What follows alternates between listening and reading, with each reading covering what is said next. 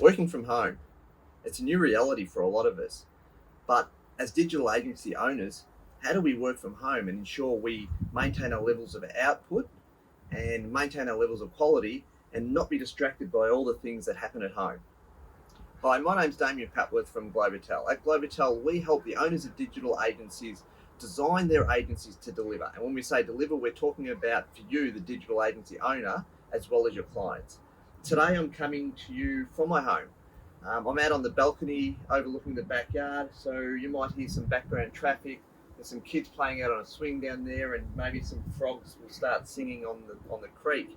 And that's the point when we're working from home, is that there's distractions. We're working from an environment that we expect to be relaxing and to be eating and to be interacting with family members, and there's a little bit of an art form to balancing that out when we need to work from home. So I've been on and off working from home for about 15 years now.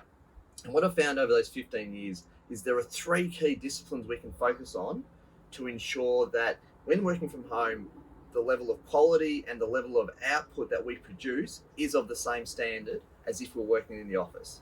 That's what we're going to be covering today. Now, if you're a digital agency owner here on YouTube today looking for ideas on how to run a better digital agency, why not subscribe to our channel, Globotel TV? We bring you new videos every single Monday with ideas from our industry, from our customer base of digital agencies on what's working, what's not working, how to have the business that you've dreamed of. Now to our video. Okay, discipline number one. The first discipline I think you really need to think about when starting to work from home is running a morning routine, which is really, really similar to what you do when you're going to work. So that means when you get out of bed, go have your shower, have your breakfast. If you do some exercise before you usually go to the office, go and do your exercise. If you're a male, have a shave. If you usually shave, have a shave. Dress up as if you're going to work, and then go to work. Even though it's in your home, you then go to work. So what this does is it actually gives your brain and your mindset and your body the feeling of going to work. What that means is it puts you into, we have very, very different mindsets when we're at home as what we are when we're at work. We concentrate differently, we relate to people differently. So the idea is to get yourself into that rhythm of being in that work mindset when you sit down and start. Really super important. So go through your morning routine, call it your success routine if you like, your morning routine of getting your mindset right before you sit down. That's discipline number one. Okay, discipline number two, have a dedicated space for work, and in that space you only do work. Super important. This, once again, it will align your mind and your concentration and your mindset with the fact that you are at work, so you're supposed to be sitting down and doing work, but it will also keep you free from distractions. So it's a real mistake if you, for example, set up your home office where you have breakfast, because all of a sudden you'll be trying to work unprepared while you're eating your cereal and stuff like that. It's a big mistake if you have children to try to do your work where your children are doing their homework or doing their puzzles or drawing or whatever, because it creates a real distraction for you. It will shrink your output, your concentration, the throughput of work. You'll potentially, mistakes will creep into your work. So really try to have a dedicated space where you sit down in that space, all you do is work. I know this is tough. I'm out here on the balcony today. When I moved into this home, I had one child, and one of the rooms we had in our house was dedicated for my office space. Now we've got three children, and there's not so much space anymore for us and for me to have a home office. So, one of the things I've needed to do is find a quiet corner in one of our rooms where the kids don't play when they're home, and the kids know that they don't come around here when I'm sitting down in the chair. And we dedicate that to my work when I'm working from home. So that's discipline number two, have a dedicated workspace. Okay, the third discipline is the opposite of the first discipline. You need to have a switch off routine too. When I started working from home, most people I spoke to, they were saying to me, I don't know how you find the discipline to sit down and do work when you've got all the stuff going on at home. I'm sure you're probably like me when the actual opposite is the reality, where it's not so hard to sit down, it's harder to be able to switch off because the laptop's always there, the workspace is always there.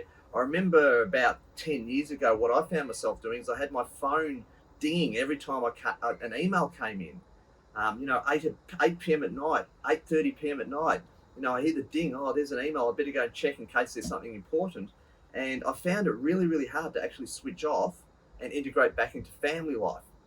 So, and this is super, super important for your long term well being, your relationships at home, and your mental state, your ability to wake up tomorrow with energy.